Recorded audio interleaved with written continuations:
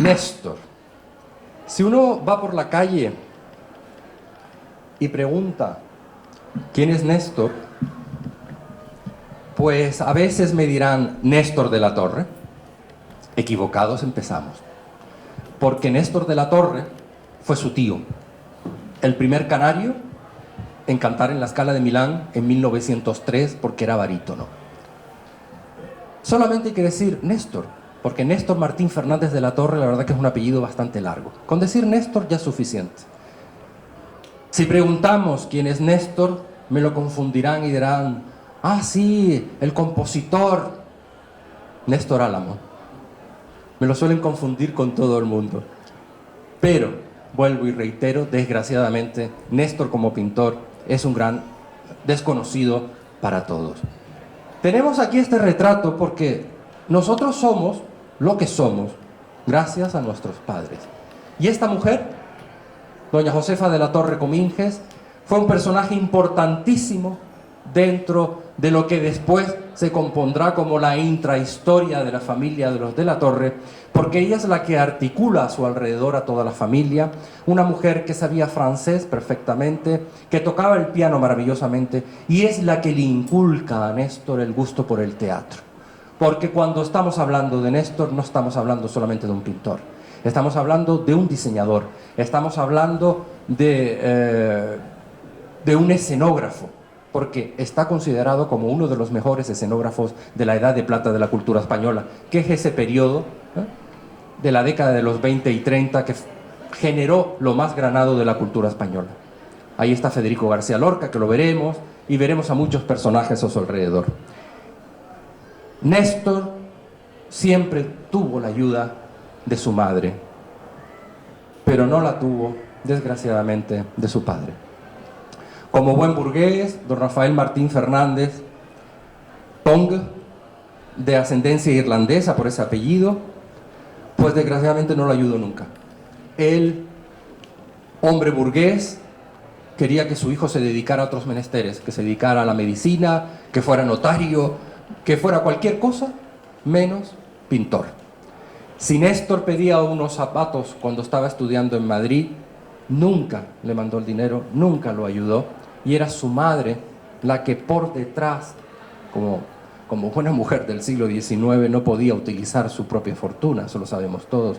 Una mujer tenía que pedir permiso para cualquier cosa a un hombre, ya fuera hijo, hermano, tío, marido en este caso.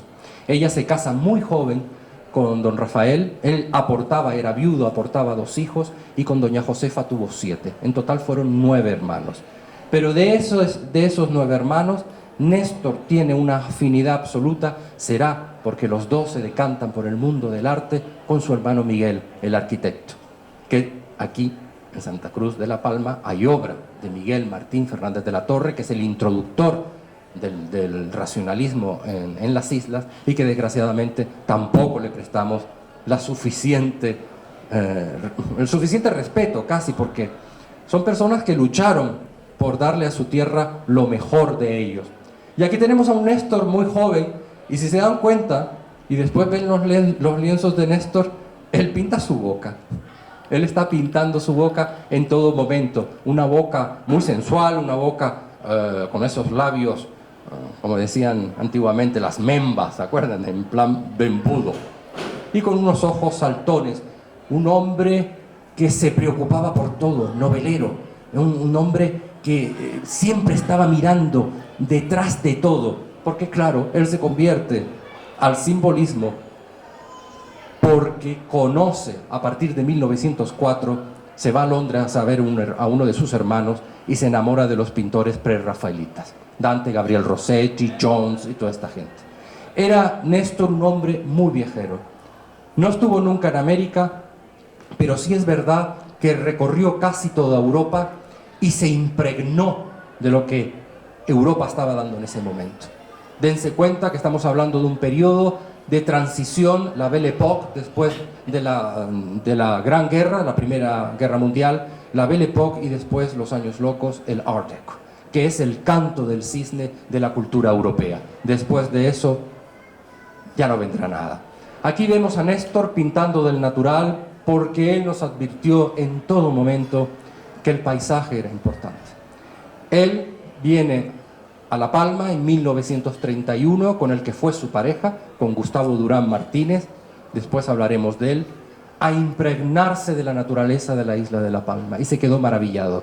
Y en el poema de la tierra, esos dibujos que vemos, esas monsteras, esas ligularias, las capas de la reina y demás, fueron pintadas del natural en el Jardín Botánico de Tenerife, en el Parque Doramas de Las Palmas de Gran Canaria y aquí en La Palma. Néstor es quien es porque tuvo la suerte que cuando era muy pequeño, alrededor de 1899, cuando él tenía 12 años, llega a Las Palmas de Gran Canaria el Liceo Meifrén, que no Maifrén, que mucha gente los confunde, el Liceo Meifrén y Roig, que es uno de los grandes marinistas dentro de la corriente pseudo-impresionista española de ese momento. Recala en Las Palmas de Gran Canaria, pinta para lo más granado de la sociedad de aquel momento, a la marquesa de Arucas le hace su comedor, en el gabinete literario decora bastantes salones, y fíjense ustedes, recuerden Meifrén, esto lo hace Néstor con 13 años. Hasta cuando va a firmar, es el único momento. Néstor reniega de todo lo que hizo en esta época, porque él decía que eso no era pintura, que eso era simplemente aprendizaje, que eso era un niño y que eso no tiene ningún valor. Y nunca le dio valor a todo lo que hizo. De hecho, si se fijan en la firma, casi imita, está en la firma, a su maestro Meifrén. Él no volvió a firmar Martín en su vida. Siempre fue Néstor, acabado con los 3 puntos, porque es cuando él se inicia en la cábala, en la masonería, y se convierte al simbolismo. Néstor, con 16 años, está haciendo piezas de este calibre.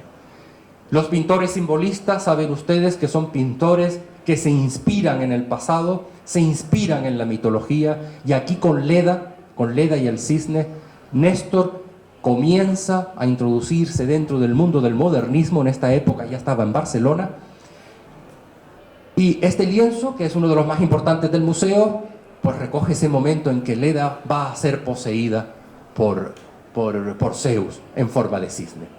A mí siempre me llamó la atención desde pequeño, porque qué casualidad, yo jugaba de pequeño delante del museo, merendaba en el bodegón del pueblo canario, y la oficina de mi padre era el pabellón sur del Hotel Santa Catalina, porque él fue durante muchísimos años jefe de un departamento de Iberia y su oficina estaba ahí. ¿Quién me iba a decir a mí que muchos años después esos lugares con los que yo crecí y viendo estos lienzos iban a ser mi trabajo, el trabajo de divulgar la obra de Néstor? Y siempre de pequeño me llamó poderosamente la atención este lienzo, porque claro, conoces la mitología, y dicen que Leda, que había yacido con su marido esa misma noche, después pues se va a refrescar al río de Eurotas, y está paseando en el río. Y digo, ¿y por qué Néstor pinta ese pedazo paredón delante, que lo que hace es resaltar el cuello con esa sensación fálica que ya nos está dando una intención de posesión, y ella lo está cubriendo?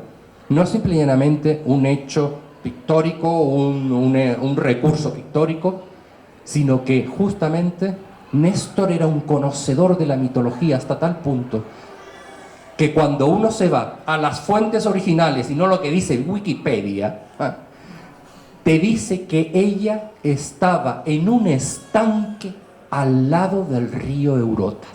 ¿Qué es lo que hace? Esas son las paredes del estanque, porque un río no acaba nunca cortado a rastrel, termina con pendiente.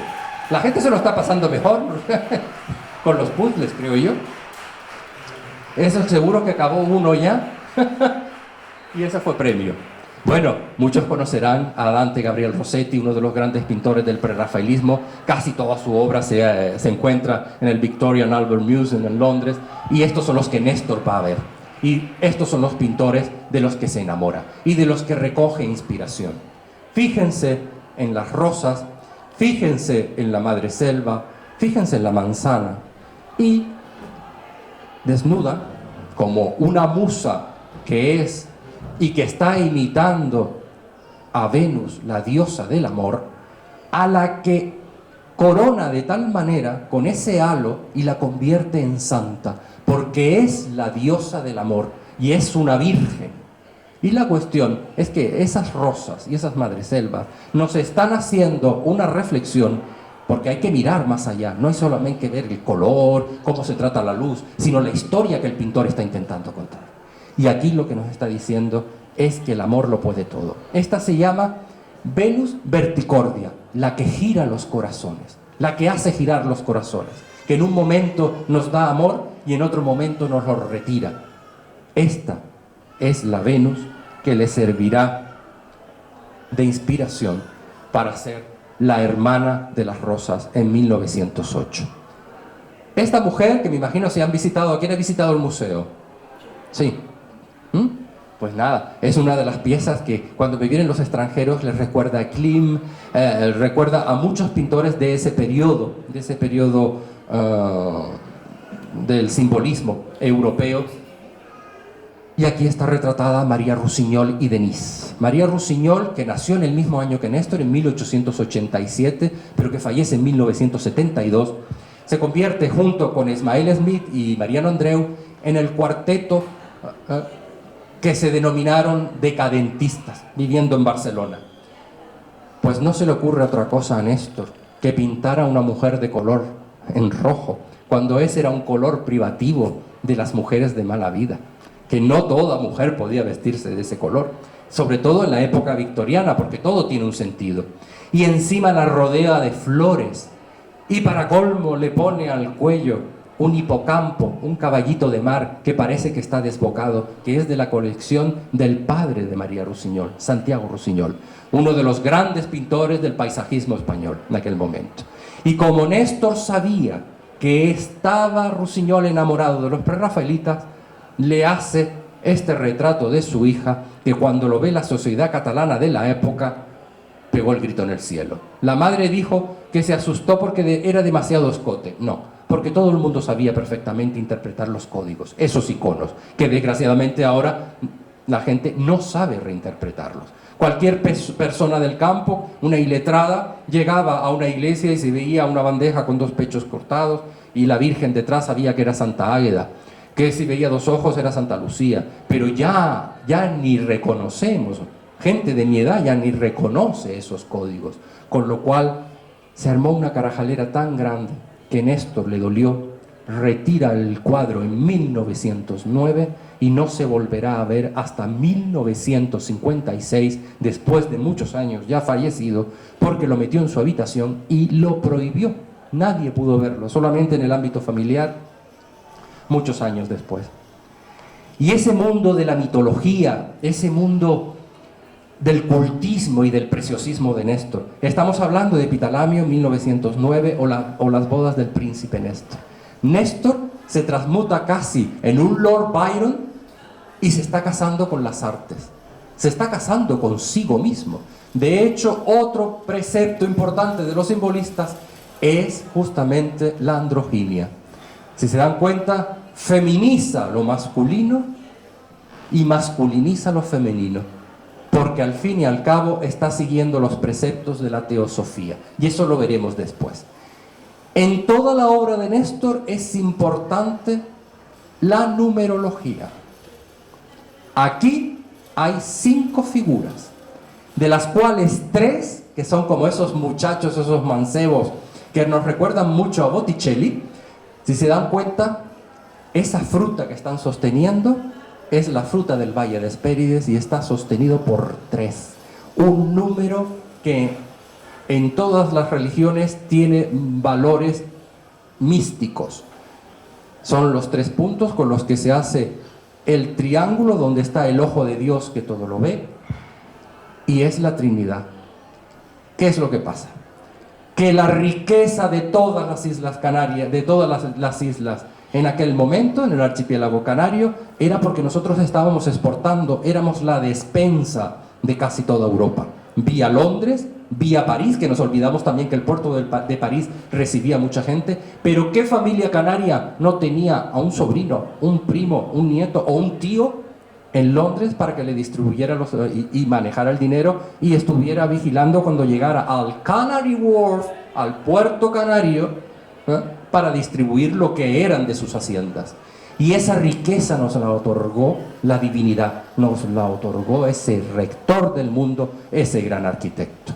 Fíjense si ustedes, y Néstor, además que era como buen viajero que era, verán que en la parte de atrás aparece esa loggia, esa arcada. A mí me sorprende porque ya la gente no sabe ni lo que es una arcada. Es tremendo. En el museo tenemos una serie de arcadas y hay veces me dice, ¿por dónde tengo que ir tal? Y digo, siga por aquella arcada. Y se me quedan así. Digo, no es arcada de vomitar, es arcada de arco. Pues eso es Versalles. La parte de atrás, Santa María de la Salud en Venecia. Y en el centro, lo que pasa es que no se ve muy bien, es el único cuadro que pintó Velázquez de paisaje, por así decirlo, la Villa Medici. ¿Se están aburriendo? ¿No? Bueno, pues vamos a ver. Pues todo lo que tiene, justamente hace muy poco, hace poco no, en noviembre, me pasa el tiempo, en noviembre fui a un simposio en Barcelona sobre joyería y yo presenté una ponencia sobre esto, porque las joyas es muy importante. La joya nos está indicando que la mujer en sí es una joya y que está aportando esa joya para enfatizar el poder de la mujer.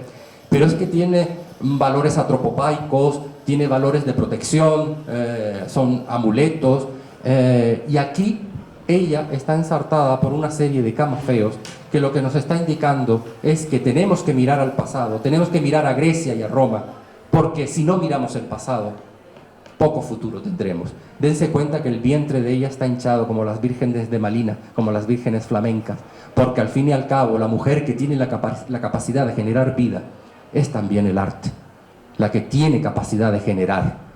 Y él se está casando con esa fabulosa mujer que está a la misma altura que el hombre, cosa que en la historia del arte saben ustedes que hasta bien entrado el siglo XIX era inusual.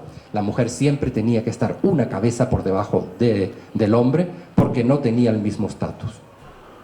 El niño arquero.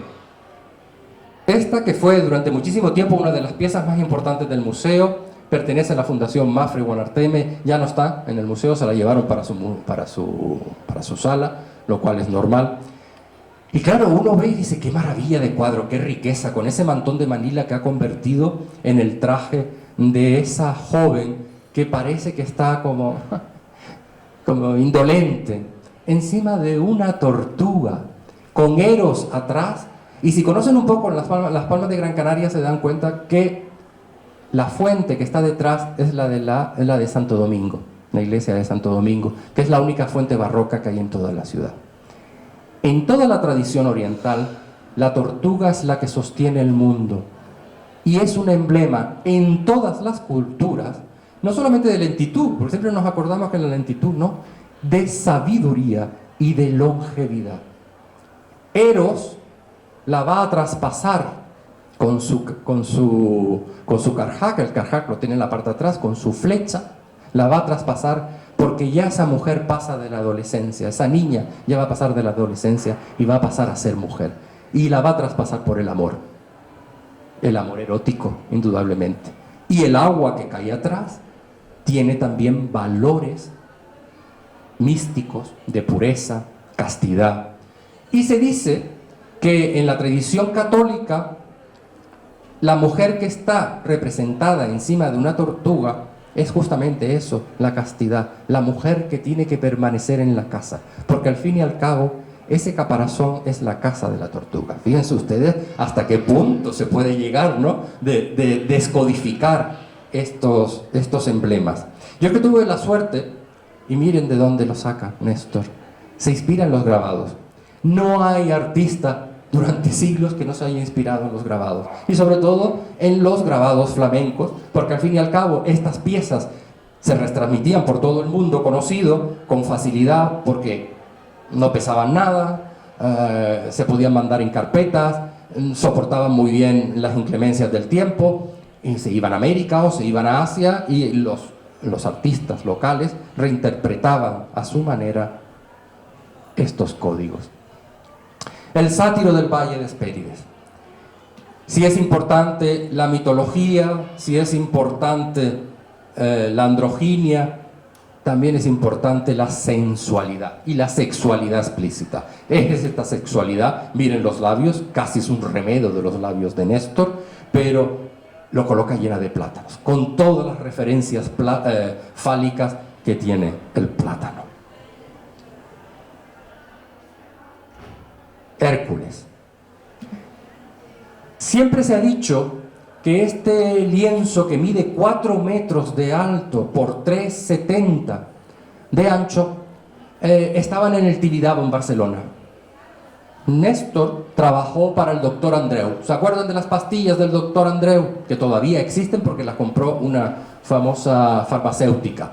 Pues resulta que el doctor Andreu es uno de los grandes promotores inmobiliarios de Barcelona a finales del siglo XIX y principios del XX. Él hace hoteles. Hace poco firmé, para que no se tirara, es que en este país somos muy brutos, la Rotonda, uno de los edificios modernistas más bonitos de Barcelona, que estaba a punto de caer por la piqueta. Y conseguimos salvar la mitad del edificio. La otra mitad está ahora enganchado a un edificio moderno de cemento armado hacia el exterior, que es cuando uno lo ve se asusta. Desgraciadamente seguimos cometiendo tropelías de ese aspecto. No protegemos nuestro patrimonio.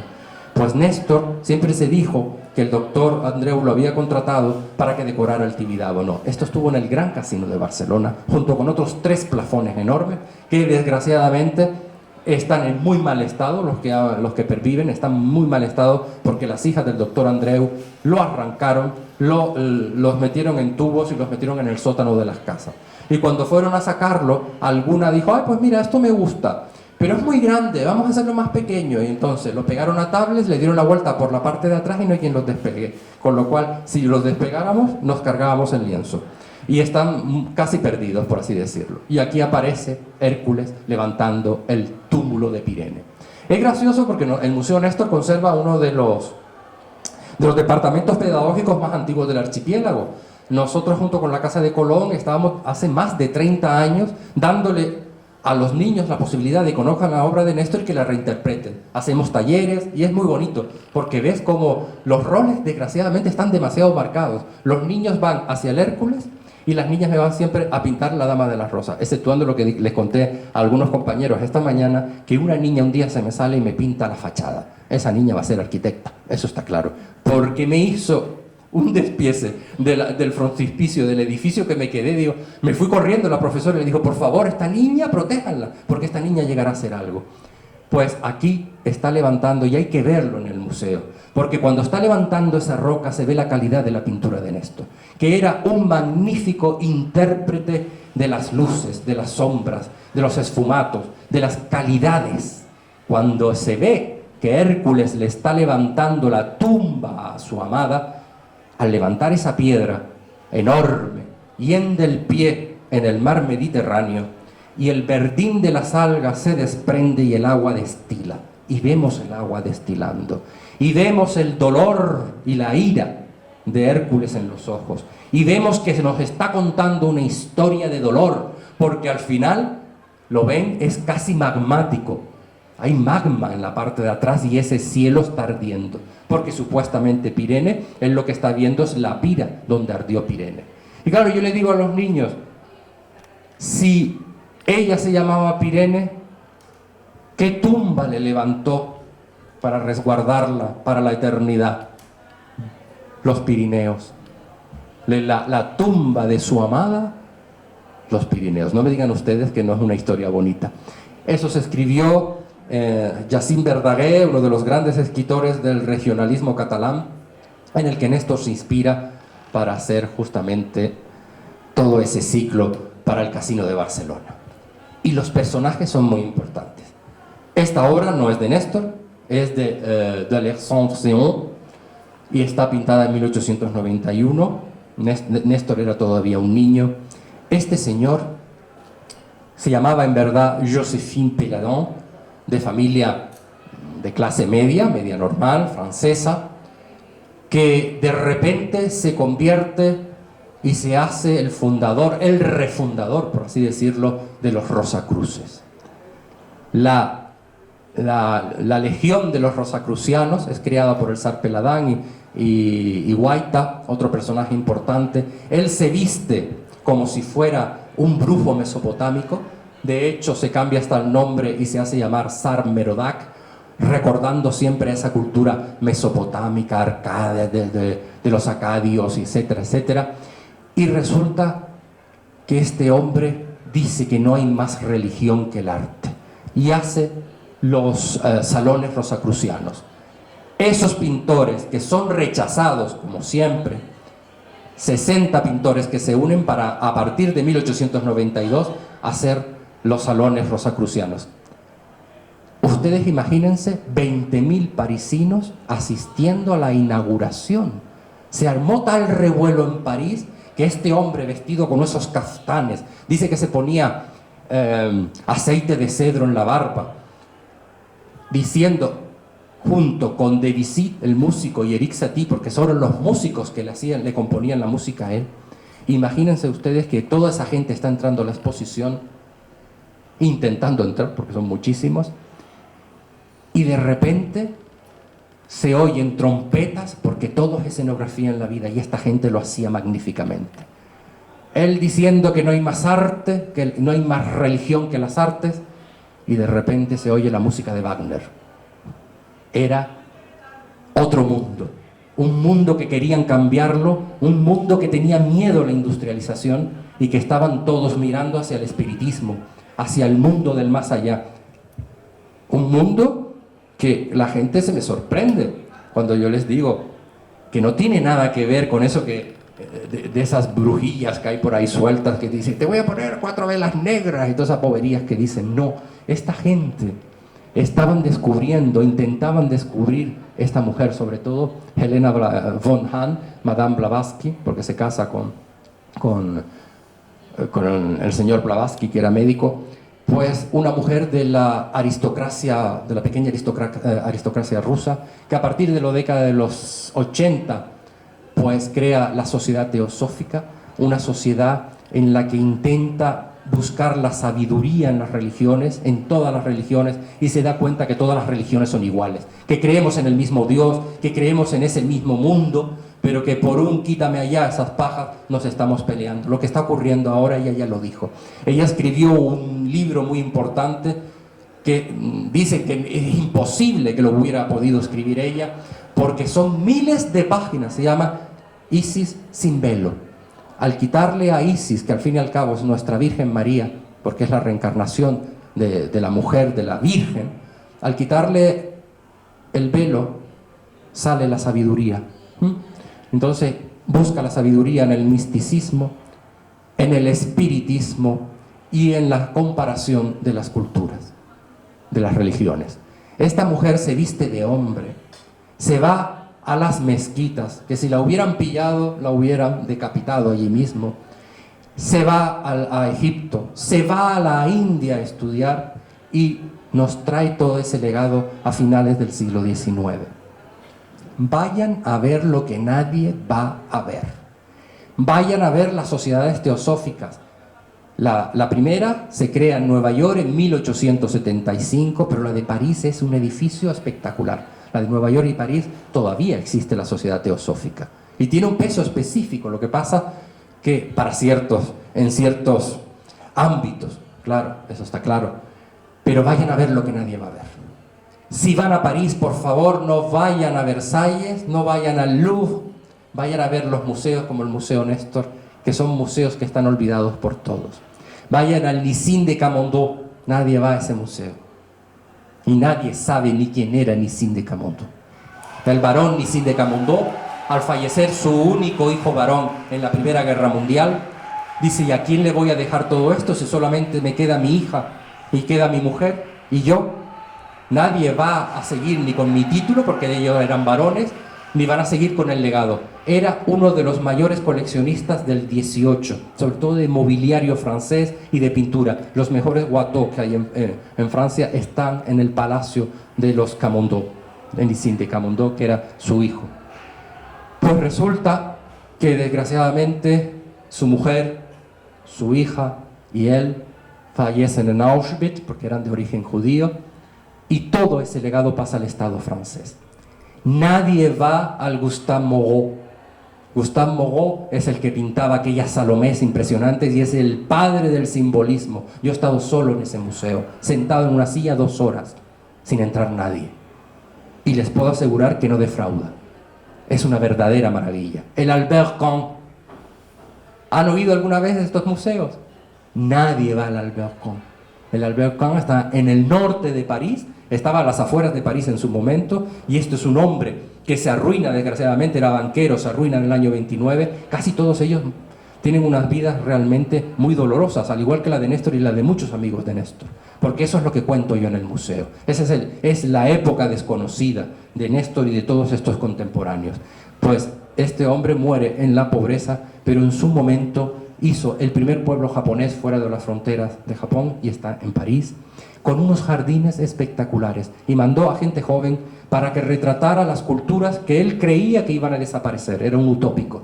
Dice, váyanse a la India. Yo les puedo asegurar que ustedes ven las fotos que se hicieron entre 1900 y 1910 y las ve y las pone ahora. Si hay alguien que haya ido a la India, dice, no ha pasado el tiempo.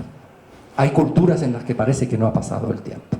Es una verdadera maravilla de museo. Y eso nos pasa en nuestro país. Nadie va al Lázaro Galdiano, que está enfrente mismo de la embajada americana en Serrano. Nadie va a ver el palacio, el Museo Serralbo, que es una maravilla, y está en la Gran Vía, detrás mismo del edificio, el de España. Nadie va al museo que hay dentro del museo. ¿Quién ha ido a ver el Tesoro del Delfín? Nadie sabe lo que es el Tesoro del Delfín. Y eso está en el Museo del Prado. Hay una flechita que nos va indicando, lo que pasa es que pasa muy desapercibida, porque yo creo que ni al Prado le interesa, porque no puede ser no se puede masificar, que te va indicando que tienes que ir hacia los sótanos.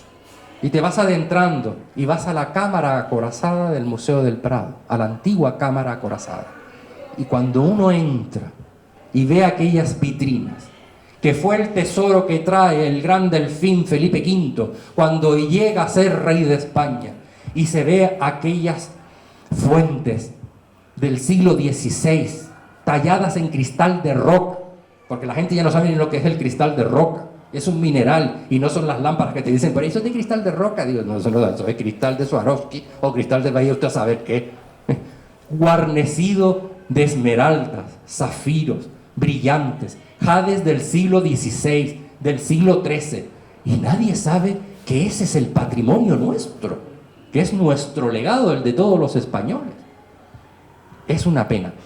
Pues ahora que existe internet somos más incultos que nunca. Yo es que me quedo asombrado, porque ya quisiera yo, que ahora tengo 50 años, haber tenido esa posibilidad cuando estudiaba, que tenía uno que meterse en la biblioteca y se pegaba horas y horas intentando buscar un dato y contrastarlo, cosa que la gente ya no hace, ya no contrasta.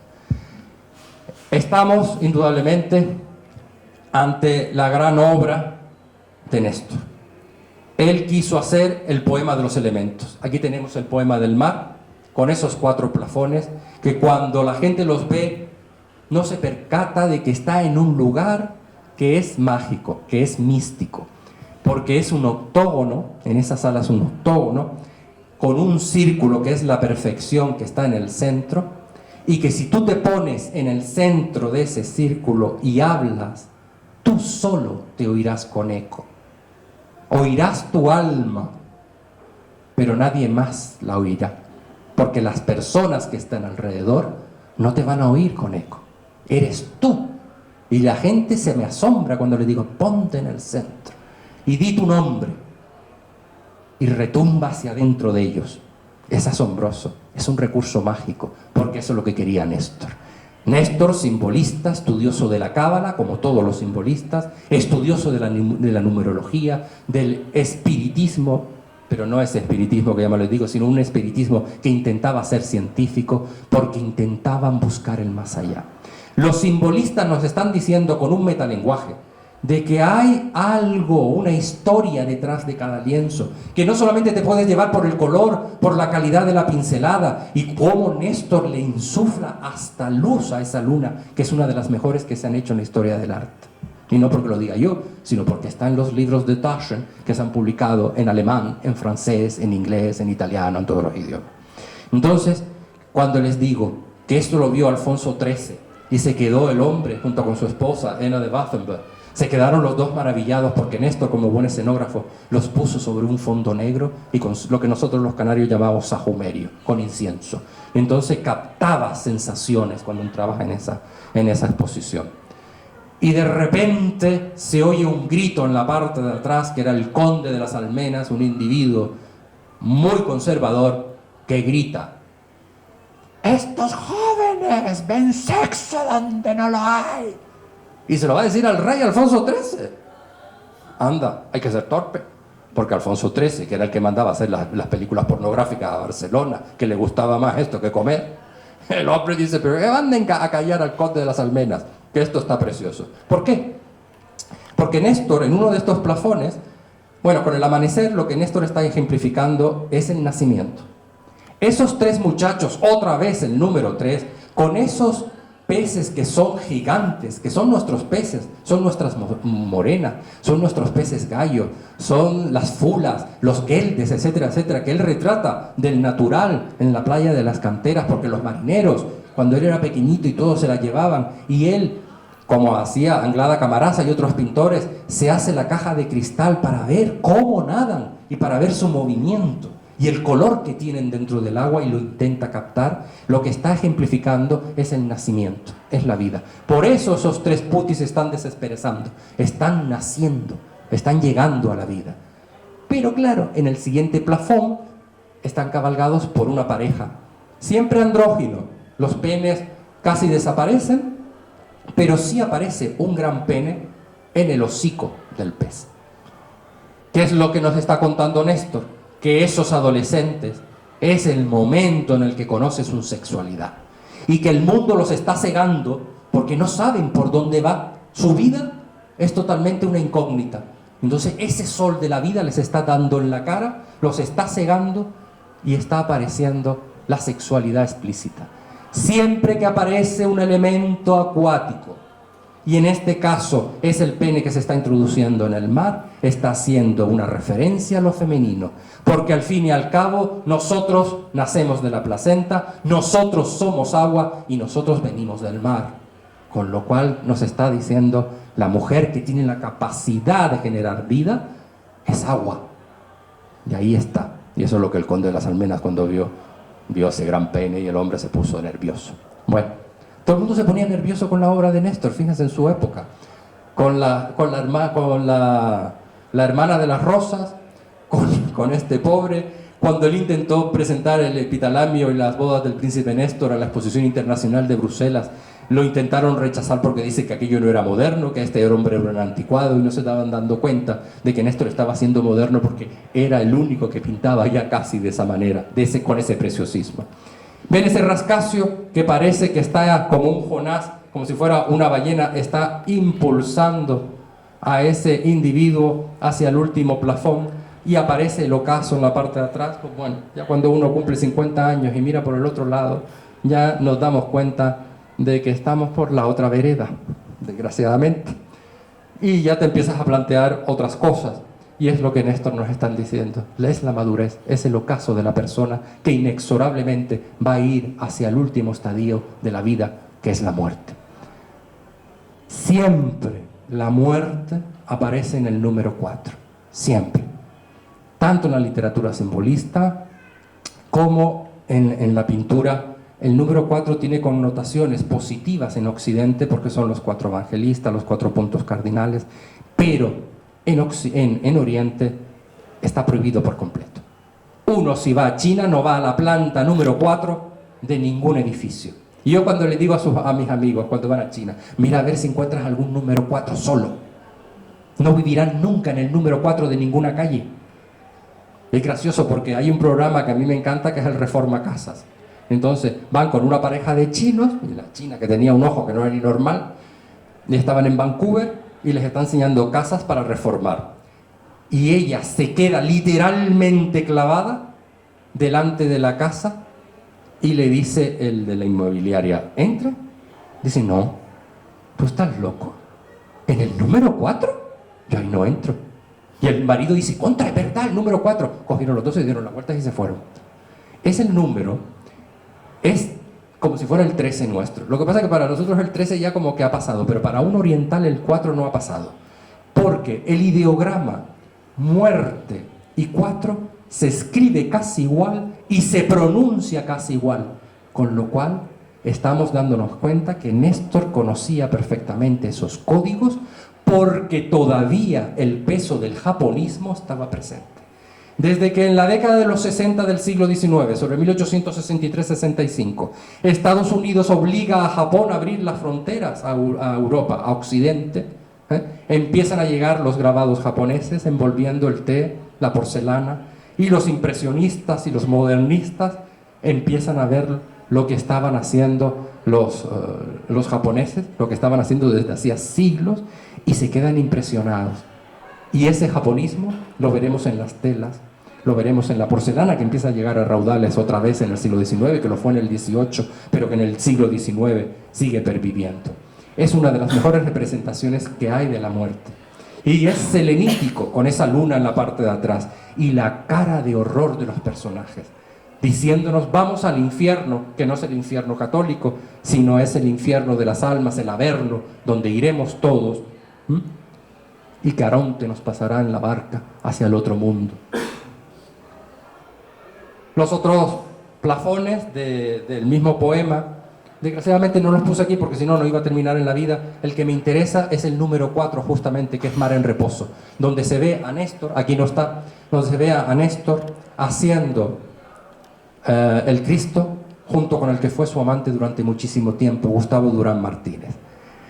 Néstor fue amigo de Rubén Darío, de Tomás Morales, de Saulo Torón, de Alonso Quesada, había estudiado con ellos tres, pero sobre todo con Tomás Morales y Saulo Torón y con Rubén Darío, al que le dibujó muchos de sus poemas.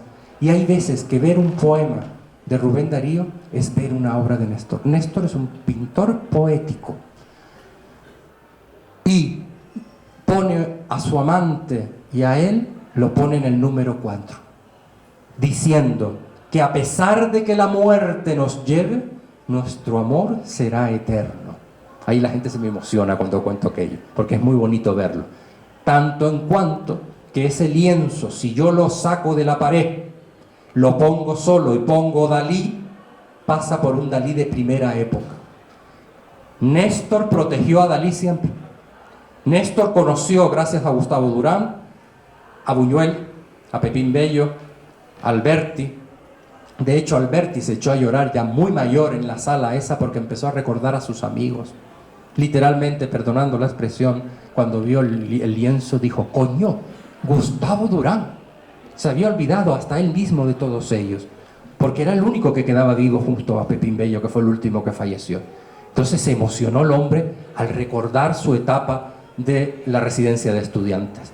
Néstor lo protegió siempre a Dalí y hasta en la prensa, señores, se están equivocando con Dalí. Es uno de los mejores pintores, es uno de los mejores dibujantes españoles y este hombre llegará a ser alguien muy grande dentro de la historia del arte. ¿Qué es lo que pasa? Que Dalí, que era muy carota, cada 2 por 3 le iba a pedir a Néstor lienzos y le iba a pedir dinero. Y en la residencia de estudiantes Néstor era conocido como el durero, porque además de ser buen pintor, daba duros de plata, porque como él lo pasaba tan bien, no quería que esos jóvenes como Federico García Lorca y demás lo pasaran mal. ¿Los aburro? No, ¿les gusta la historia? Porque esto es una historia. Y aquí están los plafones, mi preferido es La Noche, otra vez el número 4, es el último. Me parece una obra genial porque utiliza además casi sutilmente el color de la noche, que es el color azul, ese azul añil que se va saturando, porque la noche no llega de repente, indudablemente, y se oscurece. Es el azul de la inteligencia, es el color de la inteligencia, es el color del manto de la Virgen, es el color de los simbolistas, es el color de los Borbones, es el color de la realeza. Tiene connotaciones positivas el color azul, y lo coloca en el fondo, rodeado de ligularias, de lo que nosotros llamamos capas de la reina, que el archipiélago se llenó de capas de la reina durante siglos. Cuando la gente entra en esta sala, que por cierto, cuando entran a todos les digo, señores, son todos una panda de herejes, están excomulgados, porque esa sala estuvo prohibida. Monseñor Pildani Zapiain prohibió la entrada a esa sala, porque dijo, si tú eres anglicano, protestante de cualquier, calvinista o lo que sea, ya tienes el infierno ganado, pero un católico de pro aquí no me entra, porque los comulgo. Y se cerró la sala. ¿Qué es lo que hacía la gente? Que cuando entraban los daneses, los suecos o los ingleses, los canarios se colaban con ellos, y entonces veían la sala. Pero estuvo muchísimos años cerrada al público, porque dice que esto incitaba a la homosexualidad, al sexo explícito y demás. Bueno, era otra época, y Monseñor pues tenía otra visión, indudablemente. La cuestión es que tú no puedes imponer tu visión a todos los demás. Ese es el gran problema. Es el gran problema de las religiones, que tú tienes que creer porque tú tienes la fe, pero no tienes que imponérsela a nadie, que cada uno haga de su capunzallo. Pero en aquella época, que eran otras, pero Monseñor no era tonto. Sabía perfectamente que además de esa sexualidad explícita, se estaba haciendo un alegato a la masonería. De hecho, muchos de los gestos que se están haciendo con las manos están indicándonos el grado al que pertenecía Néstor dentro de la logia, de su logia en París. Pues a pesar de que venga la noche, ese último halo de luz está cayendo, si se dan cuenta, sobre las manos de los dos amantes. Esas manos están creando un triángulo. Ese triángulo es el ojo de Dios que todo lo ve. Es el gran rector del mundo que nos va a proteger en el mundo siguiente, porque habrá otro mundo, y nos está diciendo que nuestras almas estarán unidas por la eternidad. Es muy bonito. La cuestión es que Néstor, desgraciadamente, fallece cuando está haciendo, en 1938, está terminando 3 de los lienzos, y no puede ver, falleció con 51 años, no pudo ver su gran proyecto, que era el poema de los elementos. En una torre como de estilo bizantino, como gran escenógrafo, con una gran cúpula llena de estrellas, iba a estar el poema del mar, el poema de la tierra, el poema del fuego y el poema del aire. No se pudo ver. Ustedes imagínense lo hermoso que debió de tener esa idea en la cabeza si se hubiera hecho realidad. Pues se inspira justamente en todas nuestras islas. Cuando la gente entra en esta sala de los bocetos, yo le digo, ¿qué hay canario aquí? Y todo el mundo me dice, la turera, el cactus, no me dicen ni cardón. El cactus, la costilla de Adán, el drago. Digo, mire, aquí solamente el cardón y el drago. Todo lo demás nos llegó a nosotros a partir del siglo XVI en los galeones, que se fueron aclimatando en las islas de tal manera y tan bien que ya las consideramos como si fueran plantas nuestras. La ligularia, la capa de la reina, viene de Japón. La monstera deliciosa, que es la costilla de Adán, viene también de Oriente. Con lo cual, el galeón de Manila hizo mucho bien a estas islas. Uno de mis lienzos preferidos, porque han visto qué cambio tan radical de la pintura. Aquella pintura de 1909, y ya estamos en una pintura que se está haciendo en la década de los 30. Este lienzo, la Marquesa de Casamaures, de 1931. Hay que ver ese lienzo en el museo, porque vemos perfectamente las calidades de la tela. Sabemos que es un moiré, sabemos que es un tul en seda sobre lo que está sentado, que es un zorro plateado. Se ve el brillo de los zafiros azules y de las perlas. Las perlas, que es una de las gemas que siempre está conectada a la feminidad, porque es la castidad y la pureza, la feminidad en suma. Y este retrato lo conserva Néstor. Esta era una socialité de la época, como si fuera la Kardashian de ahora, pero en fino, porque esa señora, que quieren que le diga, es lo más chabacano que uno se puede imaginar. Esta señora aparecía en todas las revistas de la época, en la Vie Parisienne, en el Harper Bazaar, que la gente se cree que son revistas que todavía se siguen editando, que son nuevas. Tienen más de un siglo muchas de ellas. El Harper Bazaar, el Vanity Fair. Aparecía cada 2 por 3, retratada por Cecil Beaton, por el fotógrafo de la Casa Real inglesa. Esta mujer, como pueden ver, está siguiendo los cánones de las actrices americanas de aquel momento. Néstor vistió a muchísimas mujeres famosas de ese momento. Vistió a Conchita Superbia, la mezzosoprano, que murió desgraciadamente después de tener un hijo. Muere, ella se había casado con el alcalde de Nápoles, y a los pocos meses una septicemia acaba con su vida con 30 y pocos años, y pues la viste a ella, viste a Grace Moore, otra de las grandes actrices americanas que desgraciadamente muere muy joven también en un accidente de aviación cuando está llegando a Copenhague. Viste a Antonia Mercé, la argentina, a una de las grandes bailarinas españolas con la que estrenó muchísimas obras Néstor, y muere cuando se entera, estando en Biarritz, muy joven, le dicen: Antonia, España entra en guerra, la guerra civil. De la impresión tan grande le dio un infarto y falleció. Este lienzo se encuentra en nuestro museo, que es de una belleza, y está dentro de esa corriente Art Deco, de ese movimiento de la década de los 20. Está en nuestro museo porque cuando Néstor, que ganaba dinero entre otras cosas, porque era diseñador, decorador, etcétera, etcétera, pero ganaba bastante dinero con los retratos. Y este retrato se lo va a dar al marqués de Casamauri, que era un cubano, título pontificio, porque en aquella época todavía el Vaticano daba títulos nobiliarios. Pues resulta que le dice: lo siento, llévese el cuadro, me acabo de separar. Esta señora se casó como, después dicen de esa saga aborta, se casó como 5 veces. Otro lienzo de ese periodo, de la década de los 30, del año 1931, Madame Moss, son esas mujeres sofisticadas de la alta sociedad a las que él estaba habituado, con las que se iba a cenar todas las noches en París, y esas mujeres que vestían como si fueran las grandes del cine de aquella época. Nadie se acuerda de Gloria Swanson, de Mary Pickford, Lillian Gish, Theda Bara, Tallulah Bankhead, todas esas actrices famosas de aquella época. Y me dicen después que por qué Néstor es un gran desconocido. Digo, pero esto pasó hace 70, 80 años y ya no nos acordamos de ninguno de ellos. Y justamente el cine mudo fue importantísimo y no nos acordamos de ellos.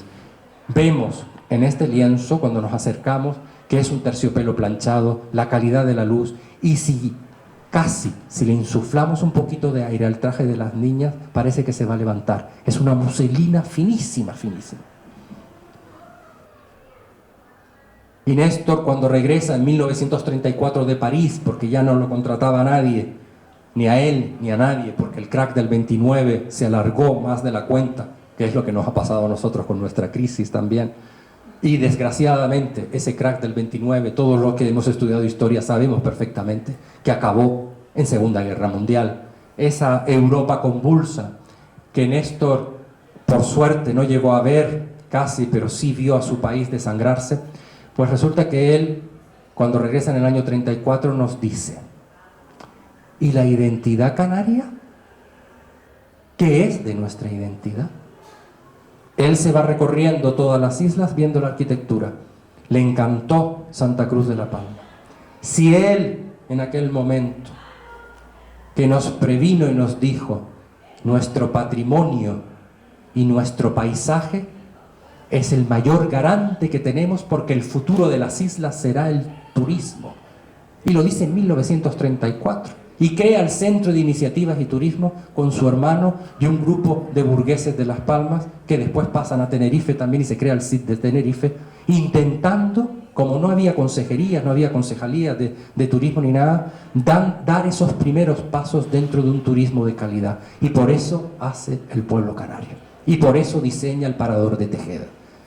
Si Néstor, que nos dijo que el futuro de Gran Canaria, por ejemplo, iba a ser Maspalomas, que había que pedir permiso al conde de la Vega Grande de Guadalupe para llegar a la playa, porque era de su propiedad. No hagamos con esa playa lo mismo que hemos hecho con las canteras. No hagamos con nuestras ciudades destrozos. Y lo dijo en 1934. Él todavía, cuando visitó esta santa ciudad de Santa Cruz, en 1931, pudo ver casi una ciudad prístina, una ciudad hermosa. Y ahora, desgraciadamente, como no hemos hecho caso ni a Néstor ni a César Manrique, nos encontramos con eso que está enfrente de aquí. Eso es inadmisible. Es verdad que una sociedad tiene que crecer, pero no a costa de la belleza de su patrimonio y de la belleza de sus enclaves naturales. No les hicimos caso ni a uno ni al otro. El Parador de Tejeda. Él quería que cuando el turista que nos previno también y nos dijo, tened cuidado, que no van a venir por el mar ya, van a venir por el aire. De hecho, su hermano Miguel y él diseñan un aeropuerto de hidroaviones delante mismo del pueblo canario, donde está ahora el Club Metropol. Digo, Dios mío, es que este hombre lo pensó todo. Nosotros lo que tenemos que vender es algo identitario, algo que nos identifique como pueblo, que eso no lo vayas a ver ni en Berlín, ni lo vayas a ver en Londres. Entonces, tenemos que proteger nuestros productos, tenemos que proteger nuestra gastronomía, tenemos que potenciar los calados. Y los calados ya casi están desapareciendo porque nadie usa calados. Al fin y al cabo, nosotros teníamos una tienda en el pueblo canario que todo el mundo dice, qué pena, todo el mundo se me queja y me dan ganas a veces de pegar 4 gritos. Digo, qué pena, ¿usted compraba? No. Entonces, si la gente no compra a esos artesanos, ¿para qué sirven ya los artesanos? ¿Para qué sirven si los pobres se dejan, una pobre mujer, meses haciendo un pequeño calado? Que después dice, mire, 50 euros y te dicen que no, que eso no te lo pagan, porque claro, después los extranjeros se van al puerto y lo compran por 5 euros, hechos en China, esas porquerías que hay por ahí. Y Néstor nos lo dijo, hay que tener cuidado con nuestra identidad, porque si no la protegemos se nos va a ir al garete. Y eso es lo que tenemos que enseñar a esos turistas. Y esa es la campaña del tipismo que hace en aquella época. Néstor trabajó para el Venice. Néstor, aquí vemos el Triana. Néstor trabajó para Antonia Merced, esa mujer que les digo que desgraciadamente fallece de un ataque al corazón cuando se entera que España entra en guerra. Con ella estrena en 1927 una composición del que fue su pareja de Gustavo Durán que se llamaba Fandango de Candil. Y no lo estrena ni en Madrid ni en Barcelona, lo estrena en la Staatsoper de Hamburgo en 1927. Todos esos son diseños de Néstor, de una contemporaneidad absoluta. Sara Varas, la bailaora, cuando vio los trajes de Néstor en Madrid, porque hicimos una exposición que desgraciadamente pasó muy desapercibida en el Reina Sofía, que se llamaba, y fue fastuosa, se llamaba Flamenco, Arte y Vanguardia, los trajes de Néstor se conservan, están en la Biblioteca Nacional de París, algunos de ellos, y otros en Buenos Aires, porque en España nadie los quiso. Los conservó una señora que se llamaba Monique Paravicini, que era fotógrafa, amiga de Antonia Merced, y murió con 90 y tantos años y habló hasta con la Casa Real para que recogieran todo el legado que ella había cosechado durante años y nadie en España le hizo caso. Como siempre, los españoles tan indolentes. Y cuando Sara Varas vio esto, se quedó asombrado, porque esto existe, ese traje se hizo. Conchita Superdía. El traje, las joyas, todos son diseños de Néstor. La gran mezzosoprano, pueden oír su voz. Claro, es una voz antigua, métase en internet, Conchita Supervía. Anita Delgado. A mi querido Néstor, princesa de Capurtala. Ni esta que le ponían la, ¿cómo se llamaba? La actriz esta tan guapetona a ella, pero... Jesús, que murió hace poco. Elizabeth Taylor. No, española. Sara Montiel. A Sara Montiel pues la velaban para que no se le viera la edad. A esta señora no le hacía falta, porque la velaba los diamantes. Esa foto, cuando le echan el flash, eran tan grandes los diamantes que la cara aparece toda velada. Es tremenda, esa foto está en nuestro museo. Se iba a cenar con ella, con Anita Delgado, pero es que Néstor, junto con Valle Inclán, Anselmo Miguel Nieto, yo tengo el retrato de Anita Delgado de 1909 en mi colección privada, que lo dejé durante muchísimo tiempo en el museo. Toda esa gente estuvo ahí haciendo un contubernio para que Anita se casara con Sigai Sikh, el Maharaja de Capurtala, porque los padres de ellas no querían. Ella era una niña inculta, casi no sabía ni leer ni escribir, pero cantaba en el Cursal de Madrid con su hermana y tenía un dúo que se llamaba el dúo Las Camelias. Cuando se casa Alfonso XIII, toda esa comitiva, ustedes imagínense, en el Madrid pacato de aquella época, ven pasar a los duques de Kent, toda la realeza europea, pum, pum, pum, pum, pum, pum, y de repente llega la comitiva de Sigai Sikh, del Maharaja de Capurtala. De hecho, nuestras abuelas y nuestras bisabuelas decían, eres más rica que la de Capurtala. Pues ya nos hemos olvidado, ya nadie dice ni lo del Potosí, imagínate lo de Capurtala, ¿no? Porque era ella. Y entonces dicen que Sigai mira hacia el público y la ve. y manda a un individuo para que la persiga y le diga, búscame quién es esa mujer porque me he enamorado de ella. Bueno, la va a ver esa noche cantar después del atentado, que casi todo el mundo, cuando el atentado de Alfonso XIII salió toda la nobleza y toda la realeza europea salió por patas, por miedo. Y él se quedó para verla cantar esa noche y le propuso matrimonio. No me digan ustedes que no es una historia bonita. Bueno, una historia bonita que la tuvo encerrada 2 años en un hotel en Francia, en París, y le dijo que no sales de esta habitación, solamente daba paseos cortos con su aya, por así decirlo, daba paseos cortos y tú no sales de esta habitación hasta que te conviertas en una dama. Terminó hablando francés, escribiendo maravillosamente y se convirtió en una gran dama. Amiga íntima de Néstor. Granados. Muy poca gente sabe que Néstor pintó, además de pintar a Granados, pues muchas de las obras, muchas de las escenografías se las hizo a Granados. Desgraciadamente, Granados fallece en 1916, bastante joven, porque cuando regresa de Estados Unidos, después de haber estrenado en Nueva York, el presidente de los Estados Unidos le quiere felicitar personalmente, se va a Washington, retrasa su vuelta 3 días y es su sentencia de muerte. Se embarca junto con su esposa en el Sussex, cuando ya están llegando casi a Southampton, es torpedeado por un submarino alemán y fallece muy poca gente, pero qué casualidad que él, estando en una de las barcas de salvamento, mira hacia el mar y ve a su esposa. Se tira a salvarla y fallecen los dos. No me digan ustedes, ver el Museo Néstor es ver más allá de Néstor, es ver a todas estas personalidades tan importantes. Los hijos de Granados, Enrique y Jorge, se convirtieron en medallas europeas de natación, lo que es la vida. Gustavo Durán Martínez. ¿Qué hora es? Porque yo me empiezo a caminar aquí hablando y me vuelvo loco. Un hombre de gran belleza, como pueden comprobar, alto, blanquísimo, rubio, unos ojos azules espectaculares. Una de las grandes promesas de la música española de la Edad de Plata, junto con nombres que les digo y nadie recuerda. Mantecón, los Halfter todavía, Rosita García Ascot, Pitaluga, etcétera, etcétera. Son los músicos de aquella época que nos hemos olvidado de todo ello. Y él estaba componiendo por esas fechas. Después de la guerra dejó de componer.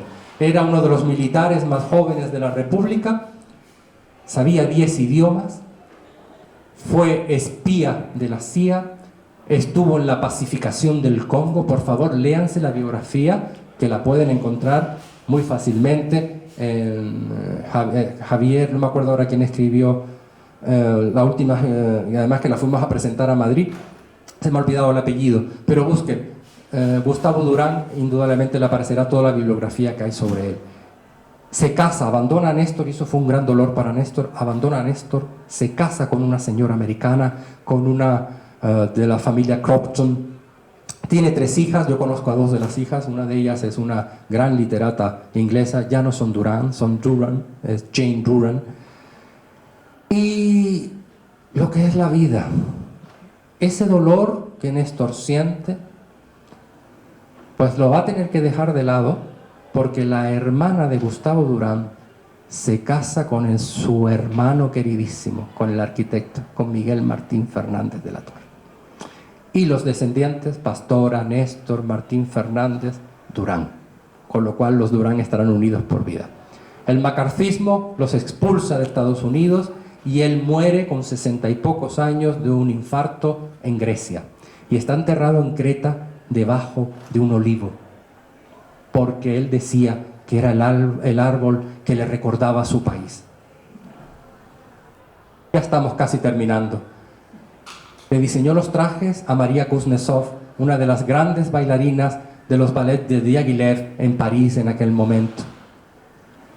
Amigo íntimo de Tórtola Valencia, que hasta el nombre parece de broma. Tórtola Valencia, pero ¿cómo se puede llamar a alguien así, no? Pues Tórtola Valencia renovó el baile español en su momento, casi excomulgada porque bailó Salomé desnuda, casi con 4 velos, bueno, con los 7 velos. Y claro, el obispo de Barcelona por poco la mata. Yo tengo joyas que pertenecieron, a ella le gustaba comprar joyas norteafricanas. Yo tengo un collar y una abrazadera con la que bailó justamente Salomé. Y porque yo adoro a toda esta gente, porque los hemos olvidado a todos. ¿Alguien se acuerda de quién era Tórtola Valencia? La que aparecía en los perfumes que utilizaban nuestras abuelas. Virurgia, Maja, Maderas de Oriente, Granada, Sevilla, los únicos perfumes españoles que fueron a nivel internacional, que se lo ponían hasta las actrices americanas. Esta es la señora que aparecía afuera, la introductora del budismo en España, la que adopta a su secretaria, la convierte en su hija, pero fue su amante, para callar las malas lenguas. Entonces son gente que yo cuando les digo, esas mujeres que lucharon tanto en su época, son las que le han dado la posibilidad a las mujeres de ahora de ser como son, porque ellas se dejaron en el camino, la vida, por decir estamos aquí. Y ahora la mujer tiene muchísima libertad, gracias a Dios, y tiene que estar equiparada igual que el hombre. Pero estas mujeres sufrieron lo indecible en su momento por querer conseguir lo que ahora todavía de vez en cuando, pues, ciertos estamentos y ciertas estructuras le siguen negando a la mujer, lo cual es incomprensible. Manuel de Falla. ¿Y por qué está Manuel de Falla aquí? Porque Néstor le hizo las escenografías y los figurines para una de las obras más importantes de la producción de Falla, El amor brujo. En 1915 se estrena con las escenografías y los vestuarios para Pastor Imperio, etcétera, etcétera, hechos por Néstor. ¿Qué es lo que pasa? Que terminaron a la gresca, porque aquello eran dos trenes de bocado. Falla, que era muy particular, y Néstor con su ímpetu y con su cosa, por poco no se estrena, pero se estrenó con la obra de Néstor, y las críticas fueron muy, muy, muy positivas. ¿Y por qué pongo a este señor pintando? ¿Saben quién es? Federico Beltrán Macés es el pintor. Un pintor, su padre general cubano, todavía Cuba era española, y él nace en Guaita de Melena, en Cuba, de padres catalanes, y es el pintor español más famoso del mundo. Ni Picasso. Para que Beltrán Macés le pudiera pintar a uno, tenía que ponerse en una lista y dentro de 2 años te llamaba a ver si podía pintarte. Pintó a ese señor que está ahí 3 veces, que fue íntimo amigo. Está pintando en Nueva York, Beltrán Macés. Fíjense si fue famoso. Todos los pintores españoles que iban a París, porque él tenía su estudio y su casa en París, y Néstor fue a hablar con Federico Beltrán Macés, y ya nadie sabe quién es Federico. Pintó a los varones de Rothschild, a la princesa de Montenegro, a toda la aristocracia europea, a todas las actrices, a Mary Pickford, a Pola Negri, y a este señor que nadie se acuerda de él. A los chicos jóvenes, porque claro, ya no se acuerdan ni ustedes, imagínense un muchacho joven de ahora, que están más torpes que nunca, yo, la verdad. Y les digo, vamos a ver, vamos a poner un actor contemporáneo, Matt Damon. Fallece Matt Damon, ¿y qué pasa al pobre hombre que ni Dios lo quiera? Todo el mundo, pues nada, se murió. Digo, bien. Pues cuando falleció este hombre, se suicidaron más de 53 personas, y se me quedan todos sorprendidos. Ese es el peso específico del cine en aquel momento. Esos eran fans.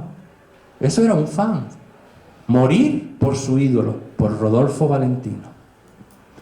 Que Pola Negri le manda a la iglesia, cuando está el féretro, 3.000 rosas rojas. Y van entrando las 3.000 cestas. Bueno, espectacular. Ese mundo murió con todos ellos. Esa época de locura y de saber vivir y de exprimir la vida hasta el último momento, murieron con todos ellos. Murió con uno de sus grandes amigos, con Federico García Lorca, y tenemos dedicados poemas. De hecho, Federico le escribe un poema a Néstor. Y todos ellos, Rafael Alberti, Salvador Dalí, Valle Inclán, Néstor, son todos ellos. Y la señorita Sebald. Y vuelvo al pasado otra vez, porque Néstor, cuando nos presenta dentro de ese mundo mitológico y simbolista, nos presenta un lienzo, este pertenece a una amiga mía, lo tiene en su casa. Y yo cada vez que voy a la casa me quedo absorto delante del lienzo. Yo tengo un Néstor, tengo suerte, tengo uno.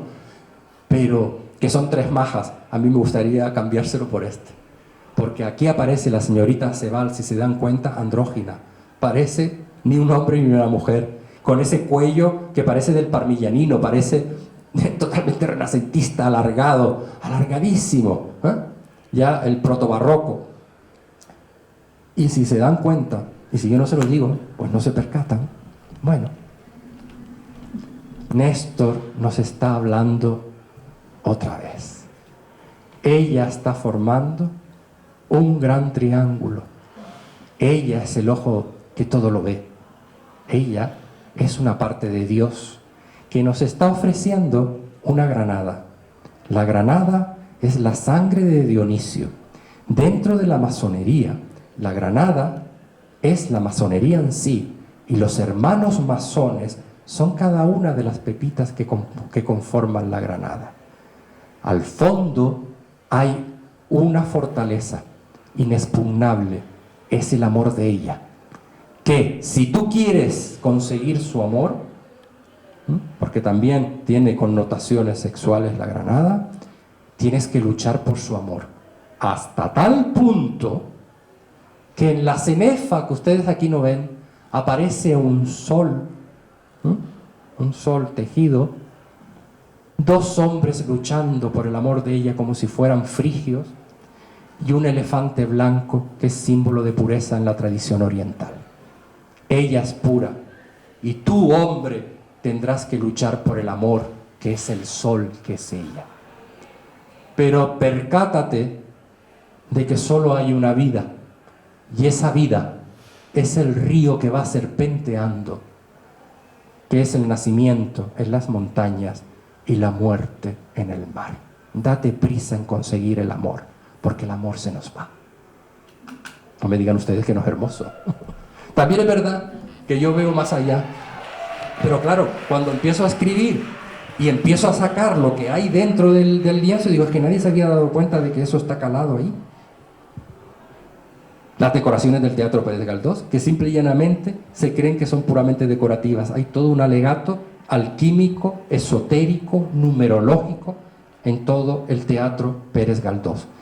Al fin y al cabo, Néstor estaba mirando al pasado, estaba mirando a los pintores del Renacimiento. Miren, de Crivelli, en esa Virgen, detrás de la aureola, hay toda una suerte de frutas que están en una guirnalda. Es lo que hace Néstor en el Teatro Pérez Galdós, en la decoración. Y estas son las fiestas del tipismo, en las que mucha gente de la burguesía canaria se unió a apoyar a Néstor en hacer toda esa magnífica escenografía de un mundo ideal, de una Canaria ideal, porque él quería crear ciudades que fueran realmente escenográficas.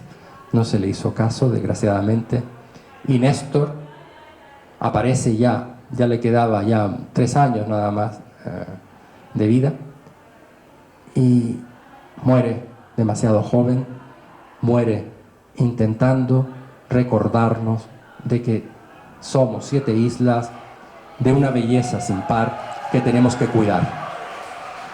Y espero que como ciudadanos nosotros hagamos hincapié, y qué pena que no haya ningún político aquí, ¿verdad?, que nos haga un poco de caso.